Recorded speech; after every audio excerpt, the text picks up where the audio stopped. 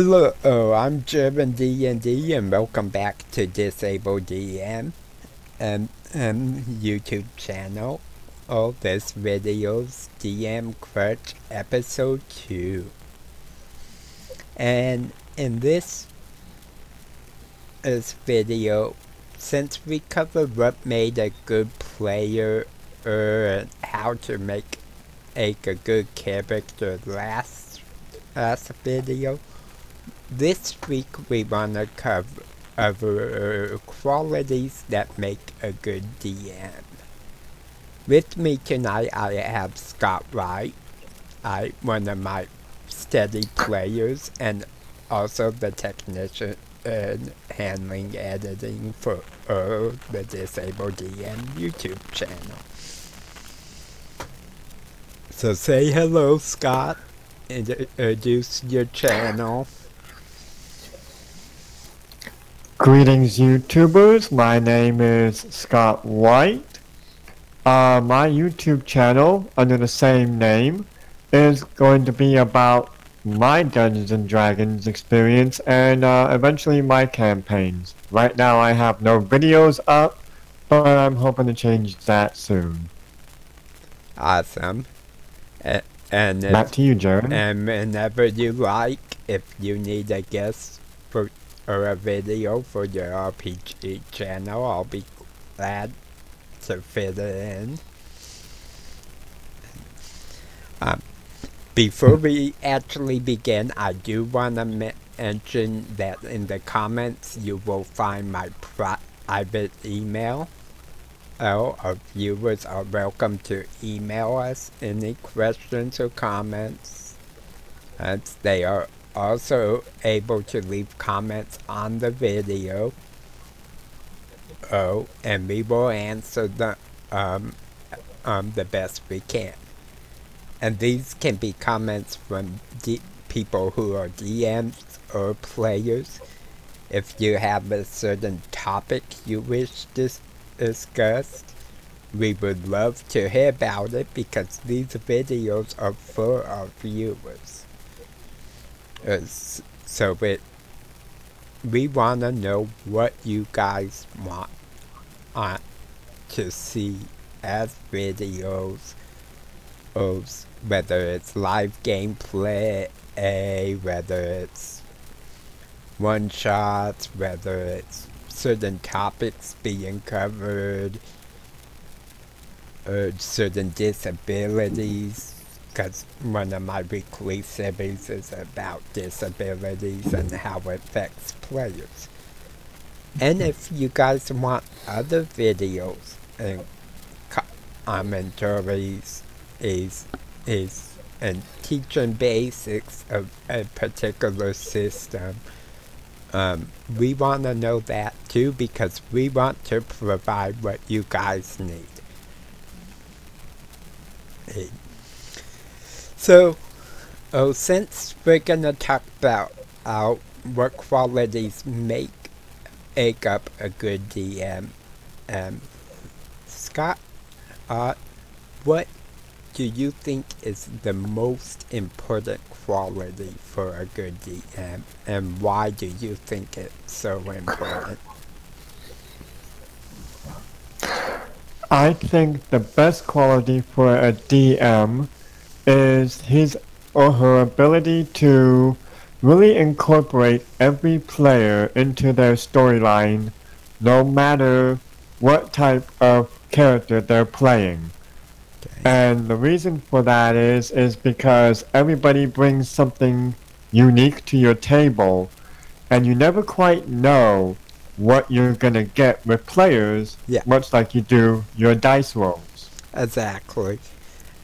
And I definitely think that is a very important quality. And there's a lot that goes into that also. There's making sure the players fit together as players, that they get along, that they're willing to work as a group, and with the DM. And I would say that is probably more important than even the story you're telling. Because you can have a mediocre story that isn't totally epic. And if you have a good group of players and a good DM, and everyone's working together, and the characters can all do stuff of and affect the story and what's happening, then the players are gonna have fun and the DM's gonna have fun. And that's the major point of this hobby, is to have fun. Exactly. So I definitely think because if you're not having fun, because if you're not having fun, why are you playing the game? Exactly. So I definitely think it is way up there on the list of qualities. I don't feel it's the most important as a DM, but I would say it's probably within the top 2 or 3. The one I think is the most important is for a DM to be consistent with what he says, as far as scheduling a game, a starting time, and to have a basic knowledge of the system. It doesn't mean you have to know every spell, every rule, but you have to understand the basics of how the system works. Because without those two things, if you can't count on your GM, say we're gonna start a session tonight at 9 p.m. Central Standard Time, because that's my time zone. Say I say that, and I don't show up to 10:30, but all the other players are there. That's a bad thing for a DM to do. Now, I have had to cancel sessions because of lack of players, or players not being able to show up. And once or twice I've had to cancel because I've not felt good, or I was so exhausted I had to get some sleep and overslept. But for me, having that reputation of being consistent on starting time and being available at that time is probably the most important. What do you think on that, Scott? I think consistency is probably the most important part of a DM, and not only with him and how he sets up the game, but story-wise, adventure-wise, be consistent with everything you do, from top down. Yeah, and it's definitely because it's definitely important in the storytelling and adventuring as well. But I say that holds less importance than the group working together. But him being consistent for being on time, starting on time, not canceling at the last moment is more important than and how the group fits together. Because really, with this hobby, you can play with just about anyone, although certain personalities just don't fit together. I was going to say, we've had instances where, I think we've had a few personalities that don't fit with certain groups Yeah. that we've had.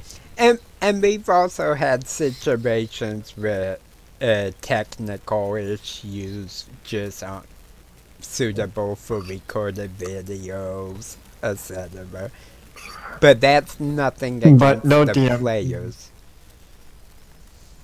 Yeah, no DM can control the technical side of Yeah. things from Google Hangouts to Skype to Roll D20. Everything is going to have technical issues. Yes, all we can really do is try to limit those and work around them the best we can.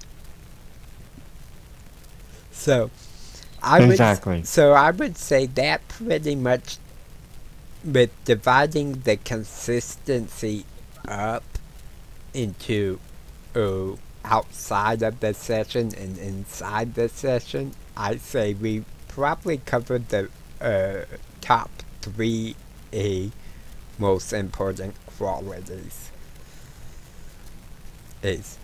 So, what are some others? One thing I think is the ability to come up with a good story and relay information to your players. I think is probably the number 4 most important quality. I tend to think number 4 actually for me feels more like improvisation, where even though a DM might have the story he wants to tell, he can sometimes the night before go, wait a minute, I have this random thought. Let me scrap everything, go with that random thought, and see what happens. Yeah, I definitely think improvisation and description is up there. But I'm thinking the creativity and the way they relay information is probably, I would say, more important than those skills. Because if they can't relay the information and they just come up with a boring story like your village is being invaded by goblins, what do you do? There's no big... Hopefully slating yeah, there's no big main... That might be okay for like a starting point, but there should be more to the overall story. And you have to be flexible with your creativity also. And that's where you get kind of the improv from, is being flexible. But you can't be flexible with something if you don't have something in mind. And you're just floundering around throwing a combat at them just because. Well, why are the goblins attacking this village? There's a story in that. Which could lead to an overall campaign. So I think the improv and stuff is slightly below the creativity and the way you relay information. And if you, with relaying information, I'm talking about not so much description of what's going on, but like me talking to someone. If I can't get my point across in a way that they can understand, and whether it's regarding a rule, whether it's, okay, we're gonna play this system, we're gonna make the level characters using these supplements, then there really is no game. And you have to be able to relay information to your players. So I would say that's probably the first most important. And then I would say underneath that is for fifth place is probably a tie between improvisation and description.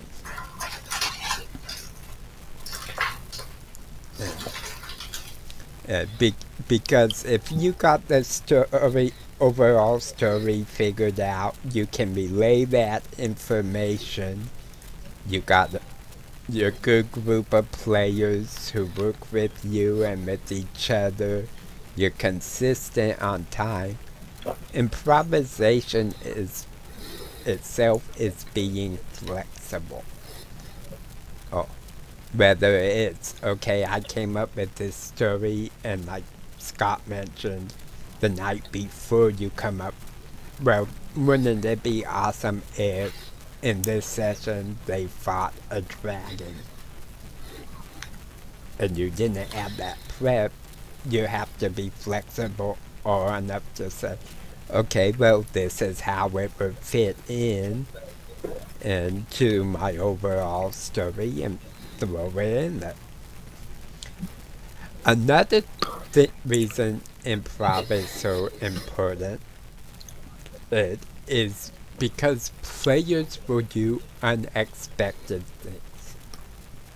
Although I'm pretty lucky in, I would say about 85% of the time I can predict what a player's group is going to do and what each character within the group is going to do based on how they played their characters in the past. Now, one-shots or the first session, I really can't do that. For ongoing campaigns, I can. And sometimes I can do it even in one-shot and first sessions if I've really talked to the player a lot ahead of time. And really know the character. But this is really important because what if your story requires them to go through a swamp to get to the big bad guy? And they decide, well, we don't like the looks of this swamp. We're gonna go through the grasslands. You have to be able to improv and say, okay, the big bad guy is going to be somewhere else in your setting, and figure out how he got from where he was to where the players will meet him. And you might have to do this a lot during that session. I ran entire sessions where the whole thing was improv, where I did no prep. My prep for some of those sessions is simply, okay, they're going into this woods. I want them to meet a wolf girl that was raised by wolves, and I want there to be a situation where her wolf pack is being corrupted. And in this particular case, it happened that a golden unicorn had gave up faith in humankind, which includes dwarves, elves, gnomes, mankind, basically, for the D&D setting, because they had been logging in the forest and they had overlogged. And when this happened, and because a unicorn's magic is drawn from the forest that they live in, he grew weaker and got sick. And And when he gave up all hope and was sick, that sickness spread, corrupting what was left. And all that part with the unicorn, the overlogging, all that was total improv. It was just, okay, what's the reason for this wolf pack being corrupted? And I came up with it, why we played that session. And all because of a player or a group decision to not go through the swamp that I had prepped for them going through. So and to me, well, I'm gonna comment on that real quick, Tom. okay.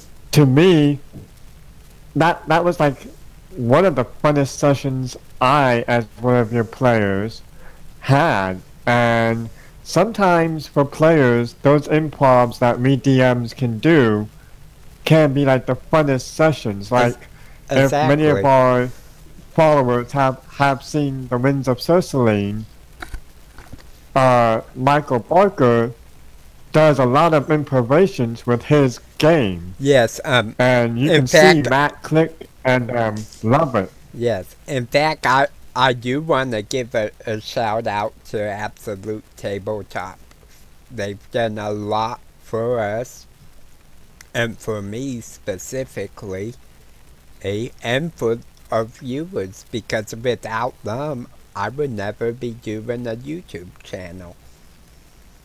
Oh. Exactly. And as a DM and a player, the quality of stuff they do inspires me to become better. Like Michael Barker, for example. Oh, to me, he is a king at improvisation. I try to emulate him in the way of how he improves and some of how he preps for a session, because he can take anything the players throw at him on the spot and come up with an awesome session or awesome idea for it. So I try to copy that. That leads me into the next one that I think we both probably should agree on. Yeah, I don't know if we will. Hold on to that thought, Scott. I would like to finish up with Absolute Tabletops. For Matt Click, I think one of the things I try to copy the most with him is how he describes things in such detail. For Tim and Kearney, who I'm very honored to call all these guys friends, and as well as fellow DMs. And Tim Kearney, one of the things I try the most to do with him and how he does things is how he gives such vitality and life to his characters and his NPCs and some of the voice acting. So I try to do that stuff when I can because of what he does and how it works. And for James is just that crazy player that will come up with an off-the-wall idea that somehow always seems to work and save the day. So, I try to incorporate that into whether I'm DMing a session or as a player, including how they describe critical fails. because they do some really awesome stuff. It's not just I swing and I miss on a critical fail. It's, oh, I step on my shield, go sliding down on a hill between a giant's legs, and on my second attack I hit and damage the giant. So I try to emulate different things from both of them to make me a better GM, and it's not an exact copy because I fit what they do and the qualities to my own style. Exactly. But without them, I wouldn't be where I am as a DM or a player. So thanks to Absolute Tabletop. Up. If you guys want to see these people play, watch the Provokers on the Fistful of Dice YouTube channel. Watch Winds of Cerceline on Be a Better Game Master YouTube channel. Oh, they do supplements, And check out including the Copper Jackal supplement that was just released that you can get right now for under $10. That is just an awesome supplement, and you can get that from Absolute Tabletop. They also have Tabletop and check out Terrors. So. And check out Tabletop Terrors, yes, on YouTube for Tim and James. James, yes. They do a lot of their own personal stuff there. So, shout out to those guys. Keep doing what you're doing because we'll be watching. You've got 2 faithful viewers here. at least. So what are some? So we covered improvisation. We haven't really covered the other one that I kind of lump in with that, and that's description. And so there is a big difference between saying there's a swamp in front of you and saying, right, as you enter this foul, fetid swamp that smells of death and decay, a dense fog lifts up from the swamp, almost as if it's exhaling noxious gas. And as a player, what would you rather hear?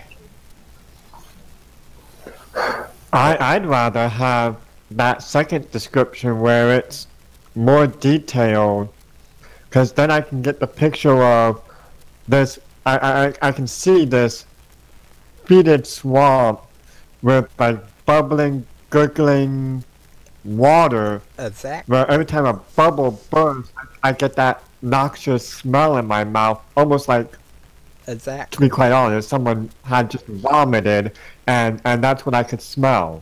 And can you take a guess at the kind of swamp that I used for that description?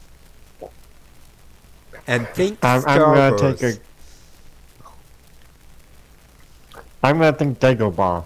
Exactly. Dagobah when Luke Skywalker met Yoda.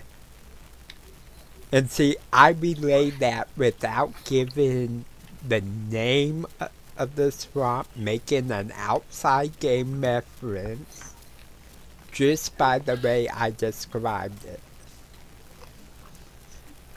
And also, if you get players that kind of description and on what they're seeing and hearing and smelling, tasting, it's gonna become a live world to them, as if it's actually happening, and they can see their characters in this setting doing these things.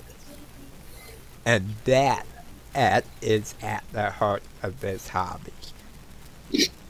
It, it, because we can tell our own stories that are just as good as any movie, any book, and do it in such a way that people can actually picture it.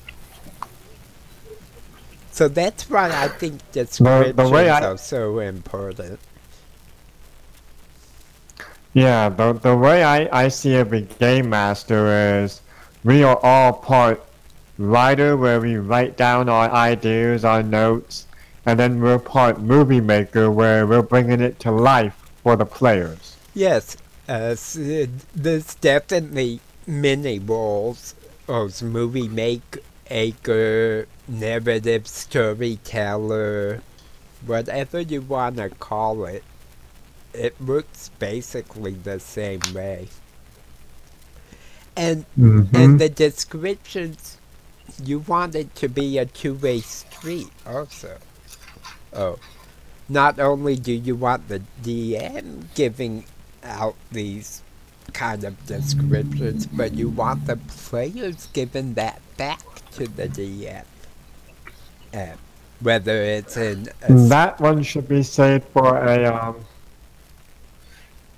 that should be saved for a video on players, though, Tom. Yes, I definitely want to include that. But the reason it's so important is because then the DM takes what the players say and do and gives what happens as a result of that with another good description. So the quality of what he gets back from the players affects what he puts out next. Although really good DMs can overlook that and still come up with something awesome even off of a bit description.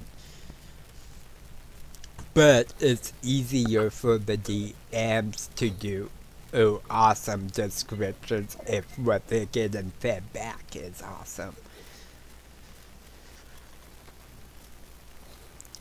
So what other qualities do you think are good for a DM?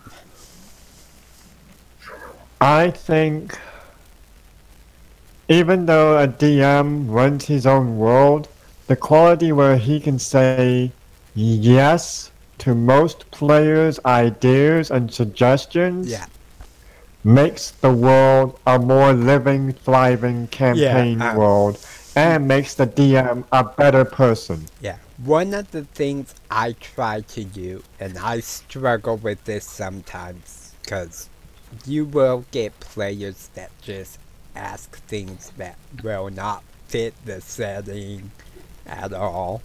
Yeah. But what I try to do is if I do have to say yes or no, and it's not quite how I see something working, I try to say yes, but let's tweak it this way to make it fit it good. Or no, but you can't use a bazooka in